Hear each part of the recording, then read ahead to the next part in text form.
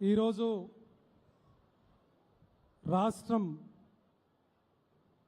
మొత్తం మీద ఒక పండుగ వాతావరణంలో చదువులు పండుగ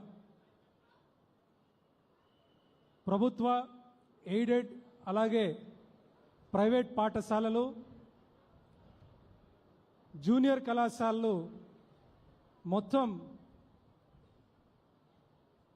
58,674 పాఠశాలల్లో అలాగే 2,802 జూనియర్ కళాశాలలో మొత్తం 75,92,000 మంది స్టూడెంట్స్ వారి వారి తల్లిదండ్రులు ఉపాధ్యాయులు అందరూ కలిసి జరుపుకుంటున్నటువంటి ఈ మహా ఆత్మీయ సమ్మేళనానికి ఈ సందర్భంగా కొత్త చెరువుకి మన పాఠశాలకి ఈ సందర్భంగా ముఖ్య అతిథిగా విచ్చేసినటువంటి గౌరవనీయులు మన రాష్ట్ర ముఖ్యమంత్రి వర్యులు శ్రీ నారా చంద్రబాబు నాయుడు గారికి అలాగే మానవ వనరుల అభివృద్ధి శాఖ ఐటీ ఎలక్ట్రానిక్స్ మరియు ఆర్టీజీ మా శాఖ మంత్రివర్యులు మమ్మల్ని ముందుండి నడిపిస్తున్నటువంటి గౌరవనీయులు నారా లోకేష్ గారికి పార్లమెంట్ సభ్యులు బీకే పార్థసారథి గారికి స్థానిక శాసనసభ్యులు పల్లె సింధూరెడ్డి గారికి మరి తల్లులకు పిల్లలకు విచ్చేసినటువంటి ప్రతి ఒక్కరికి నమస్కారము చిన్నపిల్లలకి నా శుభాశీస్సులు తెలియజేసుకుంటున్నాను చాలా ఒక మంచి సందర్భం ఇది పిల్లల భవిష్యత్తు గురించి తల్లిదండ్రులు ఉపాధ్యాయులు పూర్వ విద్యార్థులు మరి సమాజంలో పెద్దలందరూ ఒక చోటకు వచ్చి మన బడిలో పరిస్థితులు ఏంటి మన పిల్లల పరిస్థితి ఏమిటని చర్చించుకునే మంచి అవకాశం మరి ఈ సందర్భంగా ఒక విషయం నేను గుర్తు చేయదలుచుకున్నా నేను ఇదే జిల్లాలో ఉమ్మడి అనంతపూర్ జిల్లాలో సుదీర్ఘకాలం కలెక్టర్గా పనిచేసిన అనుభవం ఉంది చాలామంది నాకు పరిచయస్తులే ఇక్కడ మరి ముఖ్యమంత్రి గారి ఆధ్వర్యంలో ఎన్నో మంచి కార్యక్రమాలు చేసుకున్నాం హంద్రి నీళ్లు కానివ్వండి నీటి కుంటలు కానివ్వండి హార్టికల్చర్ పంటల విస్తరణ కానివ్వండి జాతీయ స్థాయిలో అవార్డులు గుర్తింపులు కూడా తెచ్చుకున్న విషయాన్ని మరొకసారి గుర్తు చేసుకుంటున్నందుకు నాకు చాలా సంతోషంగా ఉంది మరి ఈరోజు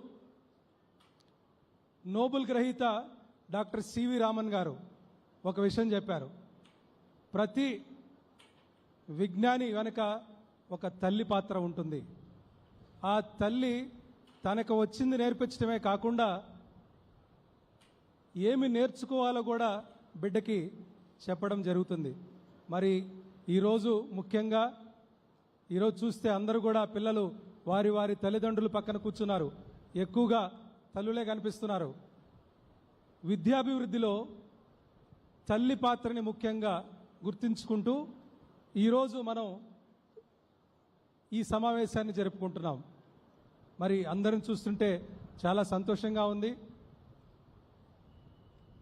విద్యాశాఖ గురించి ముఖ్యమంత్రి గారికి చాలా చక్కటి అవగాహన ఉంది వారు అపారమైన అనుభవంతో మరి ఈ డిపార్ట్మెంట్ ఎలా చేయాలి ఏమేమి సాధించాలని మాకు ఎప్పటికప్పుడు తెలియజేస్తూనే వచ్చారు ఈరోజు చూస్తే స్వయంగా మరి పిల్లలతో ఆ కార్డ్స్ హోలిస్టిక్ ప్రోగ్రెస్ కార్డ్స్ చూస్తూ వారు అడిగిన ప్రశ్నలు కానివ్వండి చక్కగా మీరు ఏం చేయాలనుకుంటున్నారు ఎలా మీరు ఇంకా అభివృద్ధి చెందాలని అడిగిన తీరు కానివ్వండి క్లాస్లో స్వయంగా పాఠాలు చెప్పి మరి వారు పిల్లలందరినీ ఎంతో ఉత్సాహంగా ఆ క్లాస్లో పాఠంలో ఇన్వాల్వ్ చేసిన తీరు చూస్తే ఎంతో ఎంతో స్ఫూర్తిదాయకం మరి వారి అమూల్యమైన సమయాన్ని వెచ్చించి ఇంత చక్కగా పిల్లలతో మాట్లాడటం కానివ్వండి క్లాస్లో పాఠం చెప్పినందుకు సభాముఖంగా ముఖ్యమంత్రి గారికి నేను విద్యాశాఖ తరపున ధన్యవాదాలు తెలియజేస్తున్నాను సార్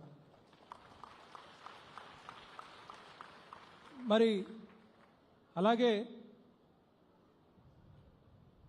విద్యాశాఖ ఎన్నో సవాళ్లు ఉన్నాయి ఇటీవల మనం చూసాము మరి పెద్దలు మాట్లాడేటప్పుడు విషయాలు ఇంకా కులంకుషంగా మాట్లాడతారు నేను వివరాల్లోకి వెళ్లకుండా సవాళ్లు ఎన్నో ఉన్నాయి ఒక సంవత్సర కాలంలో ఈ సవాళ్ళని ఎలా ఎదుర్కోవాలి ఒక్కొక్క మెట్టు వేసుకుంటూ ముందుకు ఎలా సాగాలని చెప్పి మా మంత్రి గారు నారా లోకేష్ గారు దిశ నిర్దేశిస్తూ మొదటిగా పిల్లలలో మార్పు తీసుకొని రావాలి, వాళ్ళు విద్యా ప్రమాణాల్లో మార్పు తీసుకొని రావాలంటే చప్పట్లు కొట్టాలంటే రెండు చేతులు కావాలి.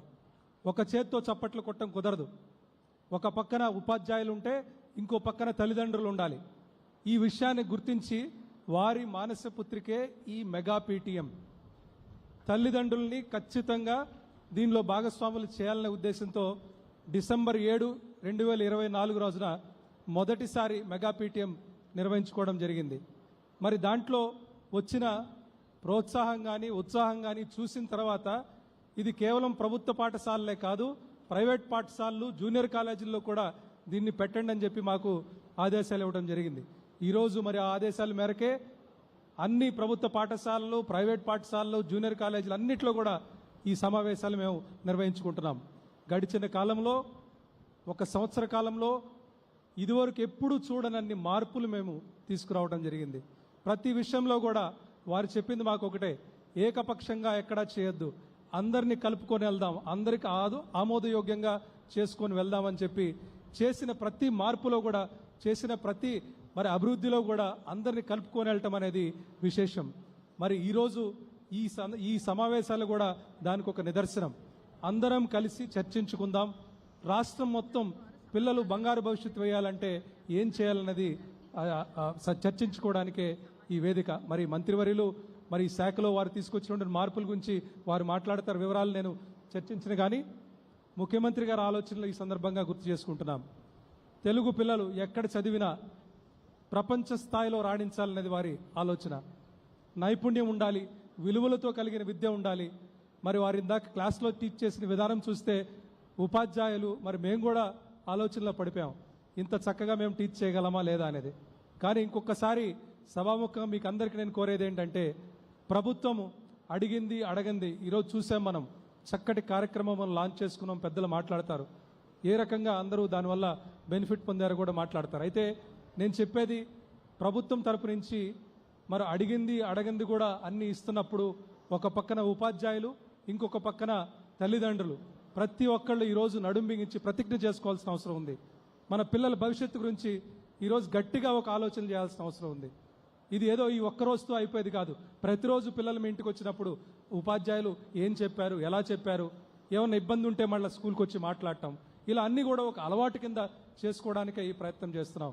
మరి ఈ సంవత్సరంలో ప్రతి సంవత్సరం 2 పీటీఎంస్ చేయాలని చెప్పి ముఖ్యమంత్రి గారు మాకు తెలియజేశారు. ఒకటి విద్యా సంవత్సరం మొదట్లో, రెండవది డిసెంబర్ మొదటి వారంలో.